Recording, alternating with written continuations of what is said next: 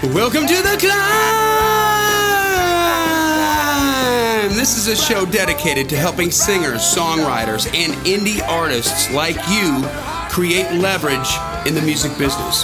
What is leverage, you ask? What is leverage? I'll tell you what leverage is. Thank you. What leverage is a strategic advantage. It's the power to act effectively.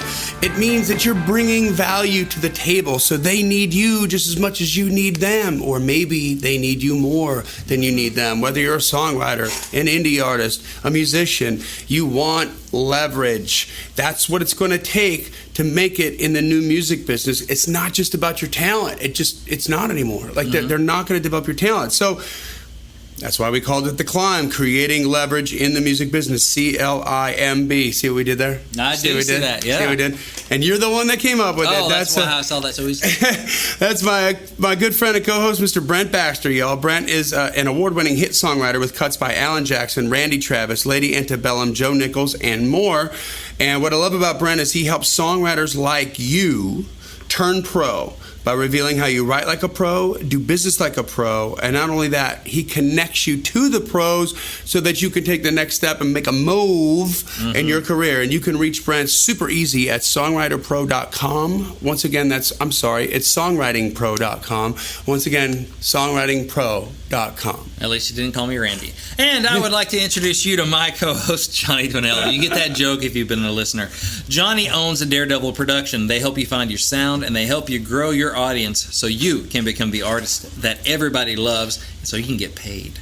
Daredevil has worked with multi-platinum artists such as Colin Ray, Tracy Lawrence, Ty Herndon, and Andy Griggs, just to name a few, and he's working with some others that you will know. But anyway, you can find Johnny at daredevilproduction.com. That's production, singular, no S. And there is no S because there is no other Johnny D. What's up, brother? What's happening, man?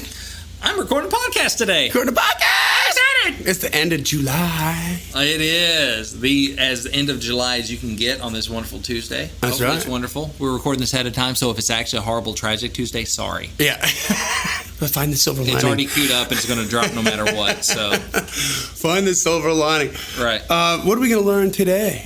We're going to get into the craft of songwriting because, songwriting, music business, that's the stuff I like to talk about. Today I want to do a dive into some craft things to help you write better songs. Today we're going to talk about rhyming mistakes that can flat out ruin your song. Make it runt.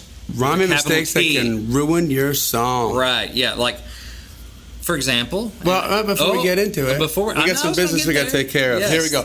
First of all, if you haven't joined the C.L.I.M.B community, please do so. It's on Facebook. Search for the C.L.I.M.B community. Ask to be let in. We let everybody in that asks.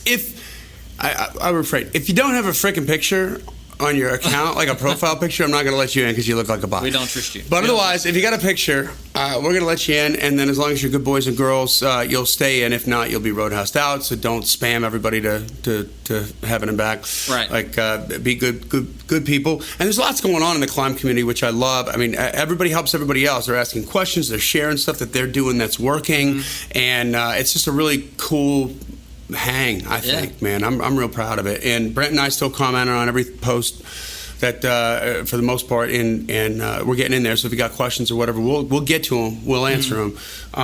Secondly, subscribe to the podcast. The magic full episodes like this one right here will magically get into your phone every Tuesday, and then we have mini episodes on Friday, little 15-minute value bombs that'll change your life forever.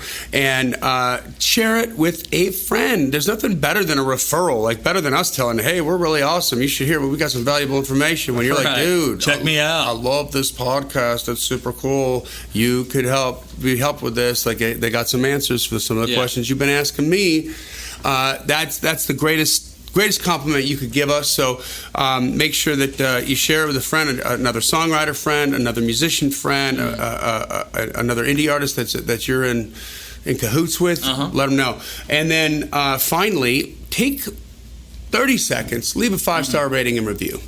Because that's social proof, and what that does is tell everybody who's just getting turned on to us, who's thinking about spending some time and learning about who we are, lets them know that we're legit. And coming up very shortly, not this episode, but it is an episode very soon, we're going to have some real big information. Yes. Right? We have some fun stuff coming up. That we're excited about. Okay. Yes. Speaking of 5-star reviews. Yes. We have one. This is called Wealth of Knowledge by MGabS. MGabS. Rolls off the tongue. Yes. That's the account that it is. Yeah. I get so much out of this show and the C.L.I.M.B community. We were just talking about that. Yes. That's really cool. It helps me to think in new ways and understand the big picture from people who know what they are talking about. I appreciate all that you do and look forward to the Tuesday episodes and Friday bonus episodes. Micah Shortridge. Cool. I like Micah. Micah's, I think, single-handedly He's grown the C.L.I.M community. Like, he tells everybody. Yeah, that's awesome. And I actually was doing a workshop thing last night and got to hang out with Micah online. So got to see him face to face. Oh, really? So he's rocking the beard, man. It's legendary. He's got a big beard. Awesome. Oh, yeah. It is awesome. So, and yeah, he's in the C.L.I.M community, and man, we appreciate you, Micah. Dude, I got to tell you, I didn't. You knew about it, that Instagram account, the Music City Memes, yeah, Instagram account. He turned me on to that on the C.L.I.M community. He was talking about it. I went and saw it. Really? I peed my pants for like 30 minutes straight laughing. Like I consumed like half that. Oh, it was so funny. I was brutal. like, oh, I love this. This is awesome. No affiliation to us, but Music City Memes on Instagram. No, but if you got an edgy sense of humor like I do, you're gonna love this. And music business. If you're easily offended, probably don't go there. Maybe not. Right. All right. Thanks, Micah, man. We appreciate that, and we appreciate you, buddy. Thanks a lot. So, you ready to go here? We're going to talk about some rhyming mistakes that can ruin your song. Let's do it. All right. The two basic categories. The first one we're going to talk about is boring rhymes. We're talking, my love for you is so true. And without you, I'd be so blue. Okay. Okay, that is not going to cut it. Oh, you know what else isn't going to cut it? Our love is a gift from above. We have love, and it's a gift from above. Yeah. Moon and June, my way and the highway, heart and apart.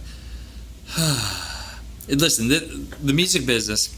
Okay, if you're Craig Wiseman, if you're Tom Douglas, you can Shane McAnally. You can probably get away with some of that, but you're not going to do that if you're Shane McAnally and Tom Douglas and Craig Wiseman. Why? Because that's how you got there. It's about being awesomer than that. Yeah. And I said awesomer.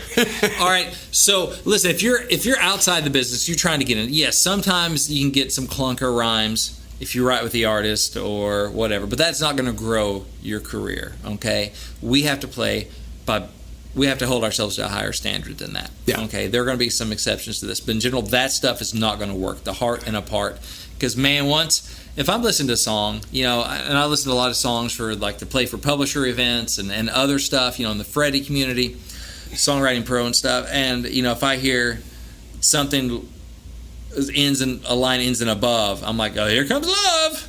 If I hear my way, I'm like, here comes highway. Yeah. If I hear heart, I'm like, something's falling apart. Yeah. And I go narcoleptic for a minute. I just fall asleep. It's not intriguing. It's like, here we go. Yeah. It's boring. We have to be more predictable. Interesting. It's predictable. Predictable.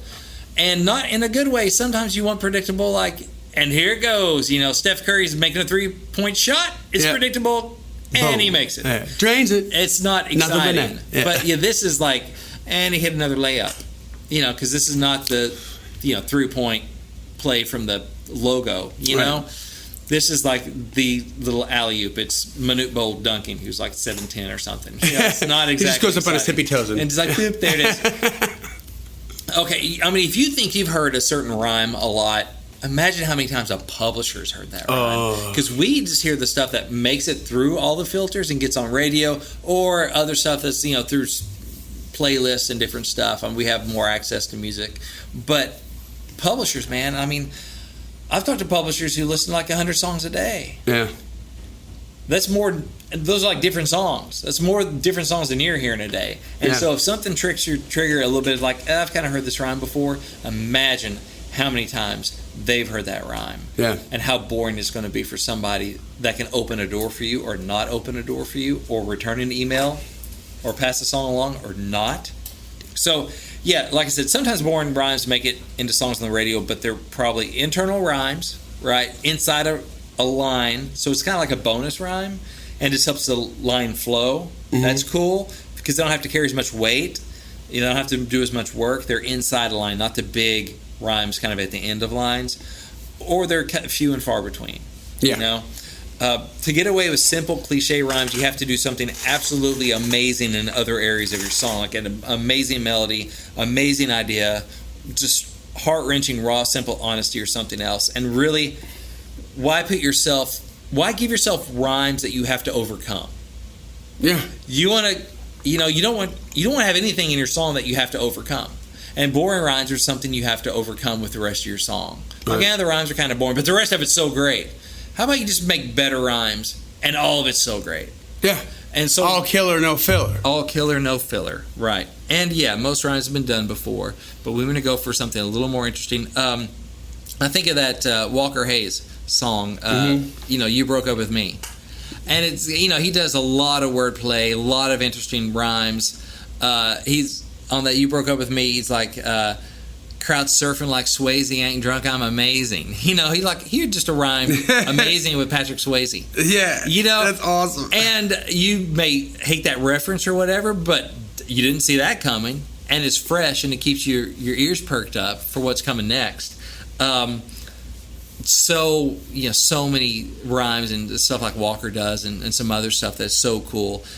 Look at those and see what rhymes are interesting to you, that stand out to you, and go, okay, that's the bar, that's the standard. Because what we want to do is we want to bring something new to the table, not something that the listeners heard a bazillion times, not something publishers heard 2 bazillion times. Right. We want something fresh. That's what we have to bring as writers, is something they don't already have. Yeah. And if your rhymes can be more interesting, that just may make the difference in somebody cutting a song or not cutting your song. Yep. It's like, the rhymes are more interesting and memorable in this versus the cliche rhymes that steal power and interest from your song.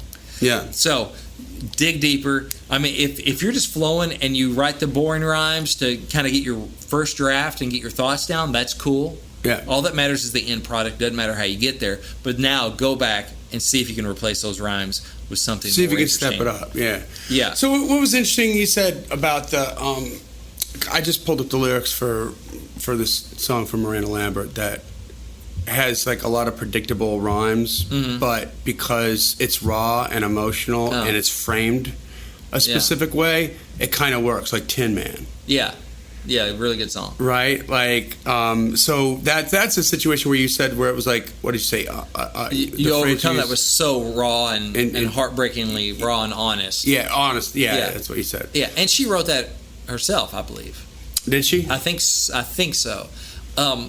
And so that's kind of been a different thing. But again, if it has those simple rhymes, it's probably something that she could overcome. The fact that she wrote it and the rest of it's so amazing. Yeah, but I mean, because it was so focused on like the Tin Man who didn't have a heart, and she's the concept of the song is she's like, keep it that way. You don't want a heart. Yeah, yeah. Hers is breaking. You give me your armor, I'll give you my heart. Yeah. If you don't mind the scars. Yeah, exactly. You give me your armor. That was like. Yeah, so good. Yeah. But anyway, so I thought that was interesting where there was not, a mind-blowing rhyme in there, but it was so raw and so emotional, to your point, that they made it work. But the frame on them. The framework is... Like, without the Tin Man thing, it's stupid. Yeah. Yeah. Right? It doesn't work because it's so... The angle on it that was brought by the Tin Man thing just makes it all go this other way. That's really cool. Yeah, and still, it's not doing... I'm sure not... You and True and Blue and You. No, and none of that. Yeah. But still, I mean, stars and heart and scars and heart and. Yeah, I mean, anything rhyming with heart has kind of been done before, but built in with the Tin Man thing, you have to go with heart because that's the whole conceit of the song. Yeah. But still, at least it wasn't a part. No, that's right. That's right. And again, she wrote it herself. And again, you don't want to build rhymes in that you have to overcome with the other parts of your song. Right. You want every part. You want great offense, great defense, great special teams, right? You don't want to have to be like, that's a we Super got Bowl in disguise. team. That's a Super Bowl team. Exactly. Yeah. That's what you want. Like, you don't have to overcompensate in another area. You just want every area to be as strong as you can. So that's one mistake. It's boring rhymes. I hear those boring rhymes, and I'm immediately going, it's not professional level usually. The other thing is chasing rhymes. This is a little more complex. We all kind of get the thing about boring rhymes. Chasing rhymes, this is when so you have your rhyme structure, okay? It's when you write a line with a setup rhyme, like roses are red, violets are blue. Right. Okay, so we got blue. Now, something's coming with an ooh rhyme 2 lines later, right? Right. And so instead of concentrating on what needs to be said in those lines, or the thought behind the line, you're more focused on trying to get the payoff rhyme to work. Like, okay, what's that? Roses or violets or blue. You go looking through your rhyming dictionary. And I'm looking through my rhyming dictionary, and it's like da-da-da, and so are you. You know? And now I'm just trying to get to the rhyme, and the thought gets lost. Yeah. And so it's not as interesting of a thought. So, you're the one I love. Okay, in the second line of your verse. Blah, blah, blah, blah, blah, and you're the one I love. It sets up an of sounding rhyme in line 4.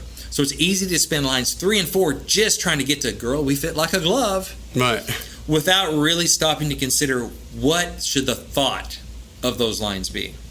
So a place this happens a lot where it's really tragic is right before the chorus. The line right before the chorus. So the line right before the chorus is one of the most important lines in your song. It sets up the chorus, and it helps determine the impact that the top of that chorus is going to have on the listener. So kind of like in basketball lingo, the last line of the verse or your pre-chorus alley-oops the ball. Yeah. So the first line of the chorus can dunk it. There you go. Yeah. It's the assist. That's it's an awesome way of looking at it. I never thought about it like that. So if your alley-oop is way off target, the dunk, it's nobody's got arms up. that big. Nobody, I'm sorry. You're not playing with plastic, man. Here. Everybody just sits and watches the ball go into the audience. Was that a shot? Yeah. We don't even. Or was that a bad alley-oop? There's just an alley-oops.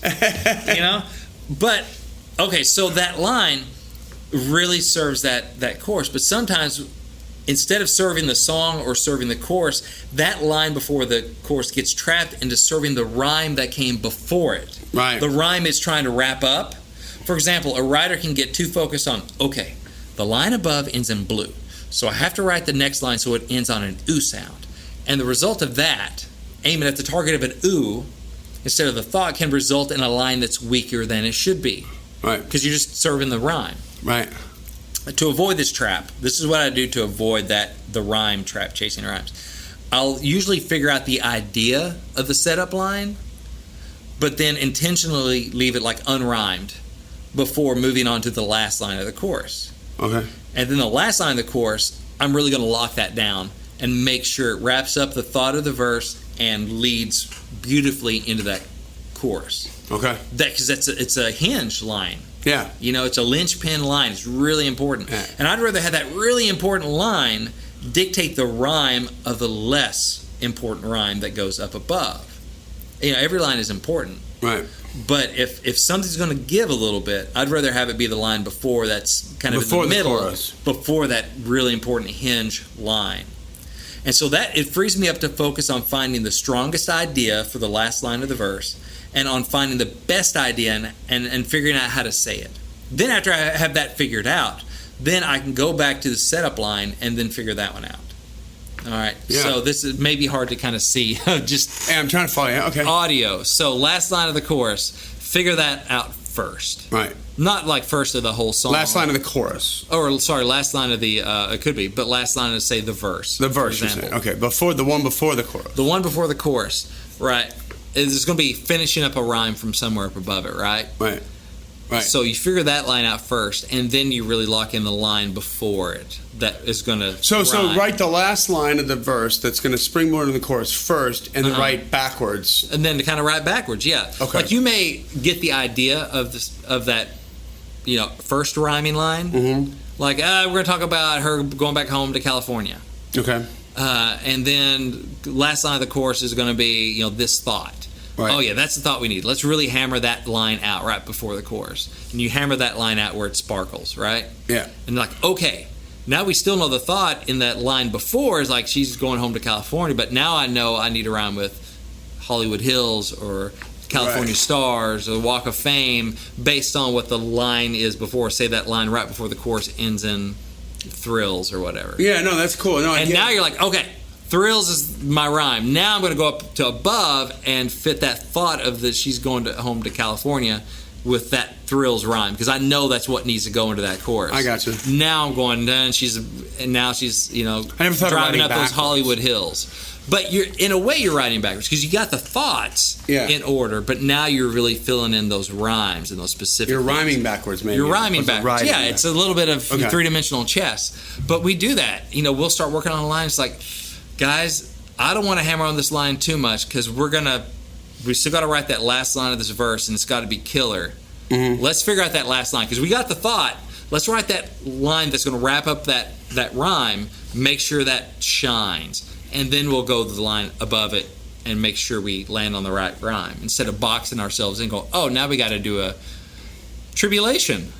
I got to rhyme with tribulation right before the chorus, and I'm doing back bends and everything just Twister just to rhyme with tribulation before the chorus. Defibrillation. I know, yeah, and the chorus is not. That line isn't that strong going into the chorus. You lose energy, or it doesn't make as much sense because you're trying to serve this rhyme above you just weakened it. You're chasing rhymes. You're not. Remember, the thought behind the line is more important than the rhyme at the end of the line. Right. If you got the right thought, you can use a more basic rhyme. Mm-hmm. The big thing is the thought. But if you are chasing the rhyme, you're going to end up with maybe an interesting rhyme, but it's convoluted and doesn't make as much sense. Mm-hmm. That's not as valuable. Or you can end up with a boring rhyme and a boring thought, which is worst of both worlds. I want to get that thought right, and then I can hammer out the interesting rhymes. But sometimes we just go on autopilot, and we're just like, okay, here's the... And we want to get done. They just want to get done. I want to get done. Here's my line above it, and this is what... So I just need to rhyme with this. Yeah. And I'm thinking about how do I rhyme with that versus what needs to be said. Right. What's going to move my story forward or the emotion forward, or what's really going to just punch somebody in the throat lyrically, with something, whoa, or this is what needs to be said. Or you can get into writing lines that aren't really real just because it rhymes. And it's like, is that honest? Yeah. I don't know, but it rhymes. No, you figure out the honesty first. Yeah, lame. And then it almost doesn't matter what your rhyme is. If it's honest enough, you could probably not rhyme. And it's still going to be better than a dishonest rhyme. Yep. So get that thought right first. And it requires intentionality. And it requires discipline.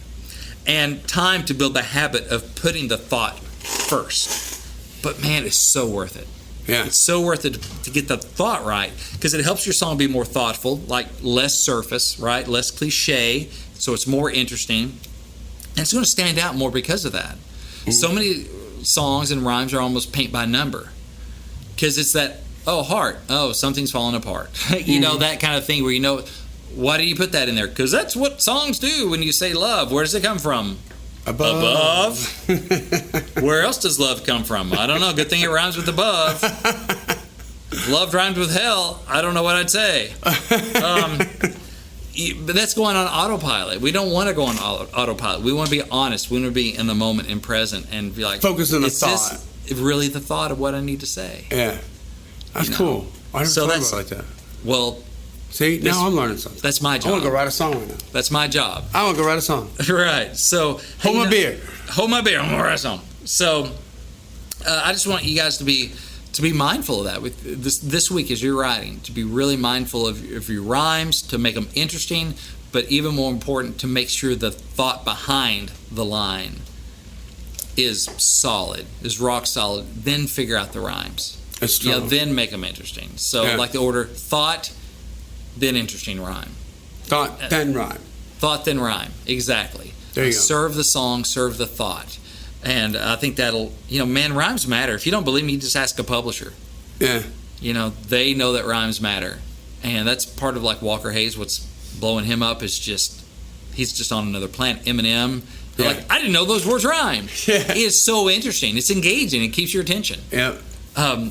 So anyway, but I know Walker Hayes kind of like the Eminem of country music with lyrically, I guess in a way without calling people out, without flame warring people, but it's really different. Just like really out of the like Ryman Patrick Swayze with amazing. Yeah, who would have thought of that? Yeah. So, but it totally works. But I know it's easy for me to say, hey, if you don't believe me, ask a publisher. So how do you actually get to a publisher to ask them? I wonder if they could contact you. I wonder. I want to let you know, one of the things we do is I wonder if what they had to do was contact you. Oh, that's amazing. To find the hub where they could connect with the pub. I'm trying to think of a rhyme for publisher. Make a call and get it all. I'm right, stuck I'm done. now. I'm done. Okay, different sides of my brain. You're drowning in mediocrity right now. So, one of the things we do at Songwriting Pro is we want to connect you to the pros. And we have a regular Play for Publisher event. We probably have one coming right up. All right. And so we've had people from BMG Music, Parallel Music. We've had great, legit publishers on. And what we do is you send in a song, I review them, find the 10 I think are most likely to catch a publisher's attention in a good way. And yes, I listen to rhymes. And then we all get on a video conference call. We play the songs. The publisher gives feedback. It's an at-bat. It's a chance for you to connect with the publisher. I had coffee the other day with one of the writers that I met through that. Actually, his stuff has been knocking me out. I'm like, dude, let's go have coffee. Oh, wow. And he's building relationships. He's been at a couple of these Play for Publisher events, and he's been by Olay a couple times now and building a relationship because he met Ozier through the event. And Tim Hunzy at Parallel, he's like, Tim emailed this guy the day after the event. Yeah. So starting to build relationships. So it's starting to work for people. That's cool. To get the details on that, and we do these on a regular basis, so if you're listening in the future, hey, man, I probably still have one coming up. You can get all the details by going to giftfrombrent.com. Mm-hmm. You get a free ebook called Think Like a Pro Songwriter, so that alone is worth it, but it also puts you on the Songwriting Pro Insiders list, so it lets you know about cool events like Play for Publisher, Know the Row, different stuff that we have going on pretty much all the time. You can get all the scoop on that and figure out if it's something you're interested in, something that would help you on your journey. But that's what I had today. There you go. I mean, hey, you do the work. You think like a pro. You start to write like a pro, and then do a little business like a pro. But you need somebody to do business with. That's why you get connected to the pros. Connect to the pros, right? That's the map. That's right there. That's what we're all about here. We deliver. We deliver. We make miracles happen. Listen, that brings us to the end of another Killer Climb episode, guys. Join the Climb community if you haven't already. Micah Shortridge told you. It's awesome. There's lots of stuff going on there. We're going back and forth, having a big time, learning about some funny new Instagram apps and stuff that too. We let everybody in who asks. Just make sure you're good little boys and girls, or you will be roadhoused. Subscribe. You get those episodes, full episodes on Tuesday, automatically into your phone, and the little mini-sodes on Friday. You don't got to think about it. You don't got to go chasing it. Mm-hmm. It comes to you. Just press play. Easy. Just press play. Just like Steven Tyler said, just press play. That's right. And hey, share it. The biggest compliment you could give us is a referral. Is letting somebody else know that a fellow songwriter, a fellow indie artist, a fellow musician. Hey, I'm learning a lot of stuff from these guys here. A different way to think about the new music business. Up in my songwriting game, up in my marketing game, and you can help too. Like if it comes from you, it's a lot more powerful than it comes from us. So turn people on to it. Share it on your social media platforms. Let them know, and then finally take a moment. 30 seconds and leave a 5-star rating and review. It lets brand new people know that we're legit and we're worth at least considering and giving us a shot, right? And then I promise you, you'll open the door with the comment and the review, and we'll close it. There you go. They'll thank you for it. There you go. So listen, guys, this podcast exists because we want you to win. So keep on climbing, and we'll see you at the top.